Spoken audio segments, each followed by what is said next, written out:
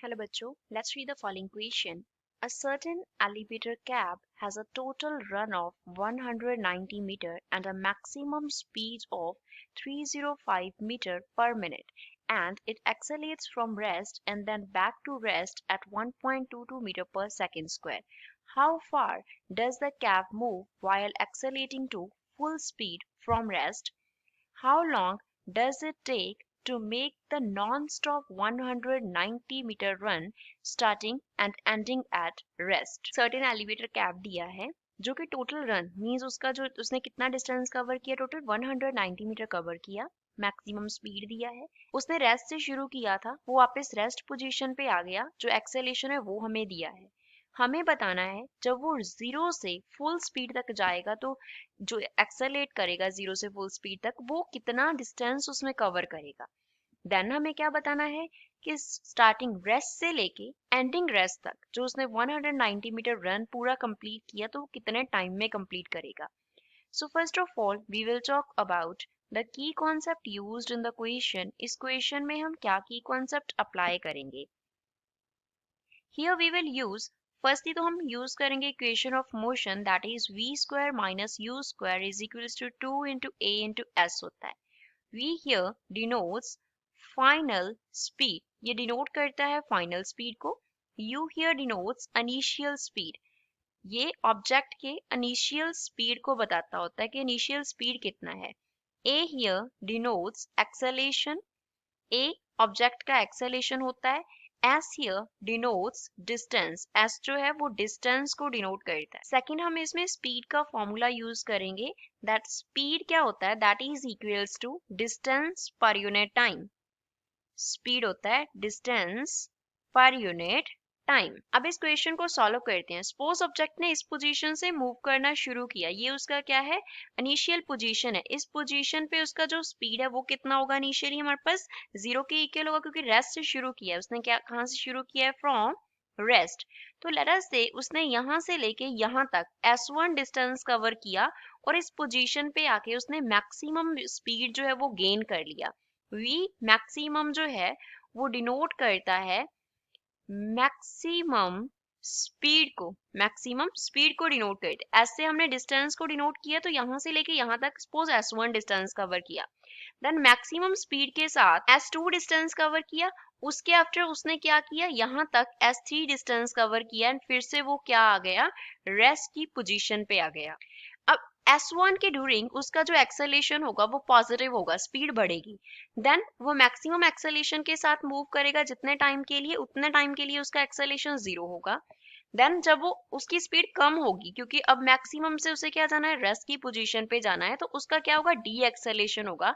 तो यहाँ पे S3 के लिए जो एक्सेलेरेशन होगा वो क्या होगा, नेगेटिव होगा। पहले हम S1 निकालते हैं। तो उसके लिए जो v max है वो हमें कितना दिया है, मैक्सिमम जो उसका स्पीड है that is given equals to 305 metre per minute दिया है। तो अगर हमें यहाँ से इसको सेकंड्स में कन्वर्ट करना हो then we can write 305 divide by 60 which means जो मैक्सिमम स्पीड है that is equals to 5.083 and units क्या हो गए, मीटर पर सेकंड हो गए। ये हमारे पास क्या है, गिवन वैल्यू है। अब जो पहले उसका एक्सेलेरेशन है a, वो हमें कितना दिया है 1.22 एंड यूनिट्स क्या दिए हैं इसके, मीटर पर सेकंड स्क्वायर। इनिशियल स्पीड जो है वो जीरो हो गया। तो इसके लिए हम इक्वेशन अप्लाई कर देंगे that v square minus u square is equals to 2a। अब यहाँ पे s1 ले लेते हैं। अब v जो है वो v max के इक्वल है, v here is equals to v max। अब s1 की जो हमारी पाथ है वो कब कंसिडर कर रहे हैं, तो फाइनल स्पीड v maximum है, v maximum का स्क्वायर मींस 5.083 का स्क्वायर हो गया, u का स्क्वायर 0 का स्क्वायर हो गया is equals to 2 into acceleration is 1.22 into क्या हो गया, s1 हो गया। तो यहाँ से s1 जो है वो किसके इक्वल आ जाएगा, 5.083 का स्क्वायर कर देंगे, डिवाइड बाय क्या हो गया 2 multiply by 1.22 which means S1 जो है वो इक्वल हो जाएगा किसके, 10.59 मीटर, और we can write S1 is equals to 10.6 metre. अब अगर बाय सिमेट्री हम देखें तो जितना वो S1 मूव करेगा उतना वो S3 मूव करेगा।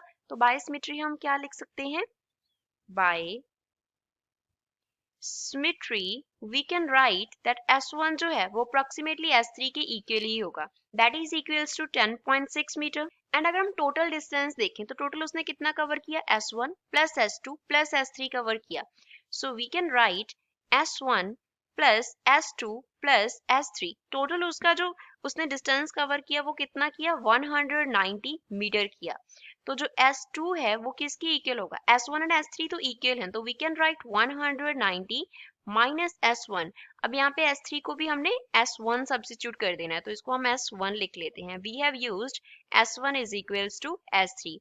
So from here we can write S2 is equals to 190 minus 10.6 minus 10.6. So S2 जो होगा वो किसके इक्वल आ गया, 168.8 मीटर। तो इतना डिस्टेंस उसने कांस्टेंट एक्सेलरेशन के साथ मूव किया। तो इतना डिस्टेंस के लिए जो उसका स्पीड था वो किसके इक्वल था, v मैक्सिमम के इक्वल था।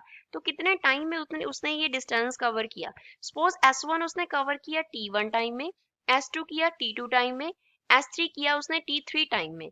तो जो t2 होगा वो किसके इक्वल होगा, कितना डिस्टेंस कवर किया और कितनी स्पीड थी, जो सेकंड की कॉन्सेप्ट हमने डिस्कस किया था, that speed is equals to distance per unit time होता है।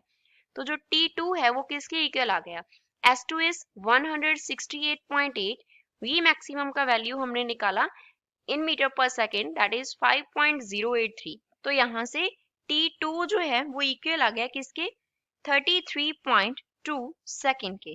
तो ये T2 आ गया हमारे पास। अब T1 एंड T3 निकालते हैं। अगर हम S1 के लिए इक्वेशन लिखें तो we can write U into हमारे पास T1 होगा plus half into A into T1 का स्क्वायर होगा। अब यहाँ पे हमने फॉर्मूला यूज किया है S is equals to UT plus half A T square होता है, ये सेकेंड इक्वेशन ऑफ मोशन होती है हमारे पास।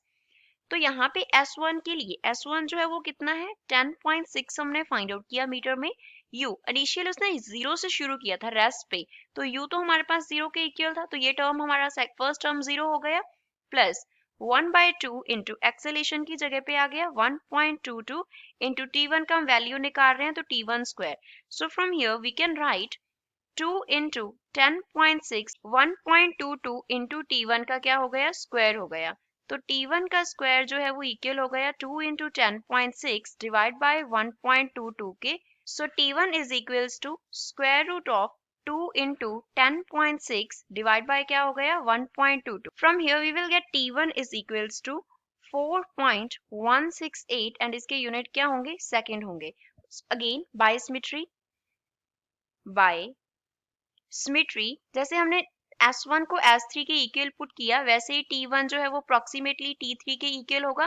दैट मीन्स T3 जो है वो कितना हो गया, 4.168 सेकेंड हो गया। तो टोटल टाइम कितना लगा, T1 plus T2 plus T3। So we can write total time is equals to, suppose वो T लगा तो कितना लगा, T1 plus T2 plus T3। So T is equals to, T1 is 4.168, T2 का हमने value निकाला 33.2 plus T3 is again 4.168. So T is equals to 41.536 second होगा इसका वैल्यू, which means T जो है total time that is approximately equals to, इसे हम लिख सकते हैं that it is approximately equals to 41.5 second होगा। तो इतना टाइम लेगा वो पूरा जो है उसने ट्रेवल किया, इतने टाइम में करेगा। एंड डिस्टेंस जो है उसने 0 से लेके मैक्सिमम स्पीड गेन करने तक कितना कवर किया था, 10.6 मीटर।